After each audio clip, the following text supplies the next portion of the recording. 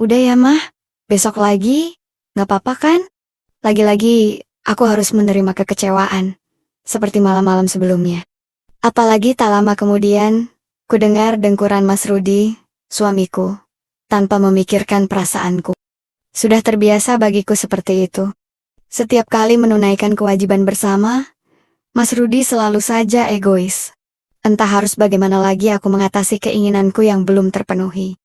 Bahkan, selama 2 tahun menikah dengan Mas Rudi, bisa dihitung berapa kali aku mendapat kebahagiaan yang sempurna itu. Terkadang, terlintas di pikiranku untuk meninggalkan suamiku. Tapi kemudian aku berpikir lagi, suamiku begitu baik selama ini. Bukan hanya kepadaku, tapi juga kepada keluargaku. Selama aku menikah dengannya, Mas Rudi selalu menjamin fasilitas orang tuaku, serta membiayai sekolah adikku. Hanya saja untuk urusan batin, Mas Rudi memang bukanlah seseorang yang pas untukku. Malam berganti pagi. Seperti biasa, aku menjalani rutinitasku sebagai istri. Menyiapkan sarapan untuk suami, yang akan berangkat ke kantor. Mah, papa berangkat dulu ya, mama. Baik-baik di rumah. Ya mas, hati-hati ya. Hari ini, Agus anak tiriku, akan datang. Suamiku mengatakan, jika pemuda itu akan menumpang di rumah kurang lebih selama seminggu, sampai mobilnya selesai diperbaiki. Lagi pula, jarak tempuh ke kampusnya lebih dekat dari rumahku. Suamiku Mas Rudi, memang seorang duda. Usianya 44 tahun. Selisih 10 tahun dariku. Dari pernikahan sebelumnya, dia dikaruniai seorang putra bernama Agus. Usianya 26 tahun. Dan selama ini, ia tinggal bersama kakek neneknya yang berada di kota tetangga. Sementara istri terdahulu Mas Rudi, yang tak lain adalah ibunya Agus, memilih pergi bersama selingkuhannya sejak Agus berusia 21 tahun. Awalnya, aku sempat ragu untuk memilih Mas Rudi menjadi suamiku. Selain karena status yang disandangnya, faktor usia juga menjadi pertimbanganku saat itu. Tapi seiring berjalannya waktu, Mas Rudi mulai menunjukkan tanggung jawabnya padaku. Terutama pada keluargaku yang memang mengalami masalah ekonomi. Dengan dukungan dari orang tuaku, akhirnya aku memilih Mas Rudi menjadi suamiku.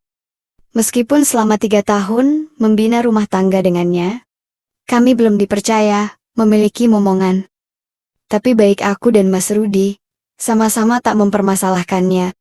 Kami tetap percaya, jika suatu saat nanti, kami akan dipercaya untuk memilikinya. Singkatnya, hari itu aku masak agak banyak. Tak lain, karena akan ada Agus yang sementara waktu tinggal di rumahku. Semua hidangan telah aku siapkan di meja makan. Tinggal menunggu Mas Rudi dan Agus, yang kemungkinan akan tiba 1 jam kemudian. Dan benar saja, tak sampai 1 jam aku menunggu. Terdengar deru mesin mobil tiba di pelataran rumahku. Aku buru-buru menyambut kedatangan suamiku, beserta anak tiriku. Gus, apa kabar? Gimana kuliahmu? Tanyaku pada anak tiriku itu. Baik bu, lancar-lancar aja. Ibu apa kabar? Tanya Agus kemudian. Baik juga kok, Gus. Begitulah pertemuanku dengan anak tiriku itu. Kami memang jarang bertemu. Hanya jika lebaran, atau acara penting lainnya. Hal itulah yang mungkin membuat kami sama-sama canggung saat bertemu. Singkat kata, setelah sarapan bersama, Agus langsung menuju kamar yang sudah kami sediakan. Begitupun denganku, yang melangkah mengikuti suamiku menuju kamar. Ma, papa kayaknya harus lembur di ruang kerja. Soalnya banyak berkas-berkas yang papa bawa dari kantor. Iya ya pah. Tapi sebelum kerja, boleh papa. Suamiku menjeda ucapannya sambil memberi kode sunyi untukku. Tentu saja, aku paham. Dan, ya, tanpa basa-basi, sambutan dan perhatian pun dihaturkan. Kami sama-sama hanyut akan suasana.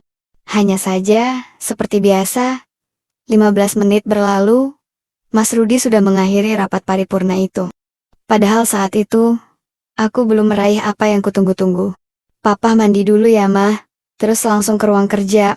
Aku hanya tersenyum getir, kemudian segera merapikan diriku. Aku tak ingin berdebat dan membuatnya sedih dengan ketidakkebahagiaanku. Selesai mandi, Mas Rudi pun langsung pergi ke ruang kerjanya. Ia seolah mengabaikan aku, yang masih kecewa dengan sikapnya itu. Aku lantas mengambil ponsel, memeriksa beberapa aplikasi sosial media. Sampai tanpa terasa, aku terlelap saat itu. Entah berapa lama aku tertidur, tapi tiba-tiba aku tersentak. Tatkala merasakan adanya perubahan yang berbeda pada diriku. Ada sesuatu yang berjalan ke arah rerumputan, lalu berusaha memberi perhatian lebih pada wilayah itu. Aku mencoba membuka mata, tapi semua gelap, karena lampu dipadamkan. Bukannya panik, aku malah senyum-senyum sendiri, karena mengira jika hal itu, pastilah ulah Mas Rudi. Tumben ingin lagi, tapi kenapa lampunya harus dipadamkan sih? Gumamku dalam hati. Meski begitu, aku tak begitu mempedulikan masalah lampu. Yang terpenting bagiku saat itu, masalah-masalahku bisa terselesaikan saat itu. Kok tiba-tiba gini sih, Pah? Tanyaku di sela-sela kebaikan itu. Tapi tak ada jawaban yang terucap. Mungkin saja Mas Rudi malu, sehingga aku tak bertanya lebih lanjut. Jujur, aku merasa Mas Rudi saat itu sungguh berbeda dari biasanya. Yang biasanya hanya 1, 2, 3 hore, saat itu justru sebaliknya. Bahkan kebaikan-kebaikannya saat itu, benar-benar membuatku merasa seperti pengantin baru. Sampai pada saat banjir bandang melandaku, Mas Rudi masih tetap konsisten dengan kebaikannya itu. Entah jam berapa rapat paripurna itu berakhir. Karena selanjutnya, aku justru terlelap dengan perasaan bahagia dan berbunga-bunga. Pagi harinya, sinar mentari mulai nampak dari celah jendela kamarku. Rasanya aku enggan beranjak, tapi saat ingat harus menyiapkan sarapan untuk Mas Rudi dan juga Agus, akhirnya aku beranjak saat itu. Kulihat Mas Rudi sudah duduk rapi di meja makan. Tapi herannya, kenapa dia tak membangunkan aku pagi tadi? Padahal biasanya, ia tak pernah lupa dengan kebiasaannya itu. Loh, Papa kok nggak bangunin aku? Tanyaku tersenyum. Mas Rudi menoleh. Iya mah, maaf ya. Semalam Papa ketiduran di ruang kerja. Jadi nggak sempat bangunin Mama. Dek, jantungku seolah berhenti berdetak. Kalau Mas Rudi ketiduran di ruang kerja, lalu siapa semalam yang di kamarku? Aku duduk terdiam di meja makan. Ingatanku kembali pada peristiwa semalam. Semalam itu siapa? Apa hanya mimpi? Tapi kenapa seperti nyata? Pertanyaan-pertanyaan itu terus berputar-putar di otakku. Sampai tak lama kemudian, suara Mas Rudi membuyarkan lamunanku. Loh Ma, kok bengong? Enggak kok Pah, bentar ya. Aku siapin sarapannya, kataku sambil beranjak. Aku tidak mungkin menanyakan hal itu pada Mas Rudi. Karena nantinya ia akan berpikir yang bukan-bukan padaku. Akhirnya setelah masakan tersaji, aku dan Mas Rudi pun makan bersama. Sampai tak lama kemudian, pandanganku teralihkan pada Agus, yang baru saja keluar dari kamar mandi, yang tak jauh dari kami. Nampak pemuda itu melangkah dengan rambut basahnya. Sepertinya dia baru saja keramuas, karena aroma shamponya juga kentara. Sontak ingatanku kembali pada peristiwa semalam. Apa jangan-jangan, semalam itu Agus ya? Tapi, mana mungkin, gumamku. Dan kira-kira, beberapa menit kemudian, Agus yang nampak rapi pun, bergabung dengan kami di meja makan. Gus, nanti sore Papa nggak bisa pulang cepat. Kamu nanti pulangnya ikut taksi saja ya. Papa banyak kerjaan. Kayaknya pulang malam. Suamiku memulai obrolan. Iya Pah, nggak apa-apa. Lagi pula hari ini Agus kuliahnya cuma sebentar kok. Timpal Agus kemudian. Sementara aku diam saja. Tak menanggapi obrolan mereka. Meski sesekali aku menoleh ke arah Agus. Yang rupanya juga sesekali menoleh ke arahku. Sore harinya, tak terasa aku berkutat dengan pekerjaan rumah. Sampai waktu menunjukkan pukul 3 sore, aku yang saat itu tengah mencuci sayuran di depan wastafel. Mendadak tersentak, ketika tiba-tiba ada seseorang yang memiukku, dari belakang. Loh Pah, kok udah pulang? Bukannya tadi bilangnya pulang malam? Ujarku yang mengira, jika seseorang itu adalah suamiku. Tapi mendadak aku kaget ketika menoleh, Bukanlah Mas Rudi yang kudapati, melainkan Agus putra tiriku. Dengan serta-merta aku menjauh. Apa-apaan sih kamu, Gus? Mama ini kenapa toh? Bukannya semalam kita bagai tersambar petir. Rupanya benar dugaanku. Semalam itu bukanlah suamiku, melainkan Agus yang menyarankan masalah-masalahku. Apa maksudmu, Gus? Maafkan Agus mah, abisnya Agus. Aku menggeleng tak percaya. Dan dengan segera, aku berlari menuju kamar sambil menangis. Lebih tepatnya menangis karena terkejut dan malu. Tapi tanpa kukira, rupanya Agus mengejarku. Ia kembali memyukku ketika aku hendak membuka pintu. Gus, apa-apaan sih? Kataku mencoba menghalau badai yang datang saat itu.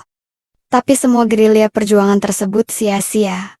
Karena semangat 45 itu lebih mendominasi suasana. Dan ya, aku kalah. Dan justru hanyut akan aliran sungai yang Agus bawa. Sampai akhirnya, ia kembali membawaku ke singgasana, tempat biasa aku dan Mas Rudi menunaikan ibadah bersama. Aku yang semula panik, berubah menjadi riang karena saran dan solusi yang Agus haturkan itu. Lambat laun aku hanyut akan nirwana, bahkan lupa, jika tak seharusnya aku terlena akan kebaikannya itu. Jujur kuakui, Agus memang lebih tekun dan kreatif. Dia memiliki kelebihan yang selama ini kucari, dan tak kudapatkan dari Mas Rudi. Dan semenjak hari itu, hidupku seolah berubah drastis. Tentu karena adanya Agus di rumahku. Bahkan sejak itu, baik aku dan Agus tak jarang mencari waktu untuk sekedar menyelesaikan permasalahanku. Agus juga sudah mengerti tentang alasanku, mengapa aku sampai menerima kebaikan itu. Dan dia pun memaklumi, bahkan meyakinkan aku, jika semua akan baik-baik saja nantinya. Aku jahat, ya aku memang jahat. Tapi mata hatiku seolah dibutakan oleh sikap putra tiriku itu. Gus, kalau nanti papamu tahu masalah ini, gimana? Tanyaku suatu ketika, saat kami ngobrol di ruang tamu. Agus akan jelaskan semua ke papa, Ma. Jawaban dari Agus itu, justru membuatku tenang. Dan yakin, semua memang akan baik-baik saja. Singkatnya seminggu kemudian, pihak bengkel mengabarkan kami, jika mobil Agus sudah selesai diperbaiki. Itu artinya, Agus akan pulang ke rumah kakek neneknya lagi. Gus, hari ini kamu pulang? Suamiku memulai obrolan ketika kami sedang sarapan pagi. Agus mengangguk. Ya sudah, kamu tunggu mobilmu datang ya. Papa mau ke kantor dulu. Timpal suamiku lagi. Setelah suamiku berpamitan, di rumah pun hanya ada aku dan putra tiriku itu. Kami masih berdiam diri di meja makan, dan sama-sama enggan untuk beranjak pergi. Entah mengapa aku merasa sedih. Rasanya, baru seminggu hidupku berwarna lagi. Tapi selanjutnya, harus berubah suram kembali. Gus, kamu yakin akan pulang hari ini? Terus mama gimana? Tanyaku memulai obrolan. Gimana apanya, Mah? Agus kan masih bisa kesini. Lagi pula, rumah kakek kan gak jauh dari rumah ini. Sahutnya. Kamu janji ya, Gus? Sering-sering kesini? Agus lantas beranjak dari kursi, lalu melangkah ke arahku. Sejenak ia mendekat, lalu berkata, Agus janji, Mah. Lagi pula, mana mungkin Agus bisa lama-lama jauh dari mama? Tapi, apa Gus?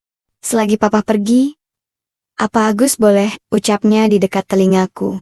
Aku tersipu, karena tahu pasti arti maksud ucapannya itu. Selanjutnya, ya, pagi itu, aku kembali hanyut akan nirwana. Ketika Agus mulai mempresentasikan ketekunannya itu, aku tak lagi memikirkan piring sisa makanan, bahkan membersihkan dapur sekalipun. Yang ada di benakku hanya ada keceriaan, lantaran Agus lagi-lagi bisa membuat suasana hatiku yang semula murung, menjadi lebih syahdu. Kami memanfaatkan waktu terakhir, dengan sebaik-baiknya. Sebagai tanda perpisahan, dan sebagai bekal selama kami berpisah nantinya. Entah sudah berapa kali aku tiba di pangkalan udara, tapi yang pasti, hari itu, sejak pagi, hingga sore, tak ada waktu yang terlewatkan untuk menyarankan solusi-solusi permasalahan itu. Sore harinya, selagi suamiku belum pulang, kusempatkan waktu untuk membantu Agus mengemasi barang-barang yang nantinya hendak ia bawa pulang. Sambil berkemas, sesekali aku tertawa karena candaannya. Hal yang memang jarang sekali aku lakukan bersama Mas Rudi, suamiku. Singkatnya, sudah seminggu Agus pergi dari rumahku. Tak bisa kupungkiri, kepergian Agus jelas membuat suasana rumah dan suasana hatiku berubah pula. Biasanya setiap sore, aku selalu menyambut kepulangan suami dan kekasihku, yang tak lain putra tiriku sendiri. Tapi sejak Agus pergi, semua terasa berbeda. Tak ada lagi senyum yang aku tunggu, tak ada lagi gurauan yang membuatku tertawa. Kendati demikian, kami masih saling komunikasi, seperti bertukar pesan, atau telepon-teleponan, ketika suamiku pergi bekerja. Sampai kira-kira 2 minggu kemudian, tepatnya di hari Senin pagi, Agus mengirim pesan, jika ia ingin bertemu denganku. Dia mengajakku ke sebuah penginapan. Tapi sebelumnya, dia akan menungguku di minimarket untuk membeli camilan yang akan dibawa nantinya. Dengan senang hati aku pun menyetujui hal itu. Singkatnya, taksi yang kupesan langsung membawaku ke sebuah minimarket untuk bertemu anak tiriku itu. Sesampainya di sana, kami pun membeli beberapa cemilan. Lalu segera bergegas hendak menuju tempat yang kami tuju. Tapi, ketika kami hendak menuju mobil yang Agus bawa, secara tak sengaja kami berpapasan dengan Dodit, adik suamiku, yang juga hendak berbelanja di sana. "Loh Mbak, sama Agus aja? Mas Rudi mana?" tanyanya sambil telingak-telinguk, mencari keberadaan kakaknya. Iya Dad. Mbak tadi nggak sengaja ketemu Agus juga di sini. Jadi Mbak numpang mobilnya aja. Lagian Mbak sendirian. Mas Rudinya kan lagi kerja. Ya udah Dit, Mbak pulang dulu ya. Sebelum Dodit bertanya lebih jauh, aku buru-buru menuju mobil dan meminta Agus segera melajukannya. Aku sengaja bersikap demikian karena aku tahu jika Dodit bukanlah pemuda yang mudah percaya begitu saja. Dia pandai membaca situasi dan tak menutup kemungkinan dia akan curiga jika aku tidak buru-buru pergi meninggalkannya. Agus melajukan mobilnya lebih cepat dari biasanya. Sampai tak lama kemudian, sampailah kami di depan sebuah penginapan. Setelah menerima kunci dari resepsionis, kami segera melangkah ke ruangan yang telah dipesan. Sesampainya di depan pintu kamar, tanpa membuang waktu, sambutan demi sambutan Agus haturkan saat itu. Seketika itu aku hanyut akan saran dan solusi yang ia berikan padaku. Agus memang selalu berhasil. Bukan hanya masalah hati dan perasaanku, tapi juga angan-angan yang selama ini tak kudapat dari suamiku. Defense bernuansa serba putih, seolah menjadi saksi rapat paripurna itu berlangsung. Dan dalam beberapa kali kopling manual, banjir bandang pun melanda diriku. Andai mamah lebih dulu kenal kamu Gus, mungkin lain ceritanya ya. Iya mah, tapi sekarang Agus malah takut mah. Takut kenapa Gus? Ya, takut mama lama-lama bosen sama Agus. Ih, kamu bicara apa sih Gus? Kalau mama bosen, gak mungkin juga kan mama sampai di tempat ini, ujarku sambil mencubitnya. Kami tertawa bersama, seolah melupakan status di antara kami berdua. Hingga pada saat ia hampir tiba di pangkalan udara, aku memintanya untuk meletakkan pundi-pundi kebaikannya itu pada wadiah yang tersedia. Waktu pun beranjak sore, dan kami pun segera pulang ke rumah masing-masing. Selama di perjalanan, aku terus memikirkan ucapan Agus tadi. Entah kenapa perasaanku menjadi tak nyaman, seolah-olah akan terjadi sesuatu yang buruk menimpa kami. Dan, rupanya benar. Setelah Agus mengantarku sampai di depan gerbang rumah, sementara dia pergi, aku langsung melangkah menuju pintu rumahku. Tapi sesampainya di sana, mendadak aku terheran. Ketika mendapati pintu sudah terbuka lebih dulu, aku kembali mengingat, apakah aku lupa untuk mengunci pintu? Kalaupun Mas Rudi datang, tapi kenapa tak kudapati mobilnya terparkir di garasi rumahku? Dengan perasaan was-was, aku melangkah masuk, sambil memperhatikan sekitar ruangan, yang nyaris tak berubah. Suasananya masih tampak sepi, seperti awal ku tinggal pergi. Dan barulah ketika aku masuk dalam kamarku, Mendadak jantungku dok-dikduk. Mendapati seseorang mematung, menghadap jendela kamarku. Loh Papa udah pulang? Tanyaku dengan gugup. Karena memang tidak biasanya, Mas Rudi pulang awal seperti saat itu. Suamiku tak menjawab, dan hal itu membuatku panik. Bahkan, pikiranku menerawang. Membayangkan jika Mas Rudi sudah mengetahui antara aku dan anak tiriku itu. Kamu? Dari mana? Tanyanya tanpa menoleh ke arahku. Belanja, Pah. Gak usah bohong. Kamu gak perlu sandiwara lagi. Maksudnya, tanyaku pura-pura tak mengerti. Mas Rudi pun lantas berbalik ke arahku. Dan mungkin hari itu bukanlah menjadi hari keberuntunganku lagi. Mas Rudi mengetahui semua rahasiaku selama ini. Bahkan selanjutnya, ia memanggil Agus untuk datang ke rumahku. Saat itu, aku hanya menangis. Apalagi ketika Mas Rudi meluapkan kemarahannya. Aku sudah berusaha untuk menjelaskannya. Tapi semua percuma. Sebab, pada kenyataannya, Dodit adik dari Mas Rudi, rupanya diam-diam sudah mengikuti kami. Bahkan memberikan beberapa bukti berupa potret. Di mana aku dan Agus berada di depan penginapan tadi. Mas Rudi benar-benar kecewa. Ia tak bisa lagi memaafkan aku dan putranya. Hingga pada akhirnya, sebuah keputusan menjadi akhir segalanya. Mas Rudi meminta untuk berpisah. Bahkan, ia tak lagi akan membiayai kehidupan keluargaku. Ia juga meminta Agus untuk kuliah di luar kota. Sementara aku, justru dikembalikan ke rumah orang tuaku di desa. Demikianlah kisah yang pernah kualami beberapa tahun silam. Kuakui kandasnya rumah tanggaku, karena kesalahanku yang tak bisa menahuan keinginan itu. Tapi setidaknya dari kisahku ini, banyak pelajaran berharga yang kudapat. Bahwasanya, sebagai manusia, hendaklah bersyukur dengan apa yang kita miliki. Karena waktu yang berjalan, tentu tak akan pernah terulang. Dan penyesalan, pasti selalu akan hadir di kemudian hari. Assalamualaikum warahmatullahi wabarakatuh.